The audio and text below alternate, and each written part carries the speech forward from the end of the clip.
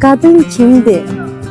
Müəllim olaraq suallarımıza cavab, həkim olaraq yaralarımıza məlhəm, şair olaraq şeirlərimizə söz, rəssam olaraq şəkillərimizə gözəllik, ana olaraq dünyamıza şəxsiyyət bəxş edən, qadınlarımızı qoruyaq ki, suallarımız cavabsız, yaralarımız məlhəmsiz, dünyamız şəxsiyyətsiz olmasın.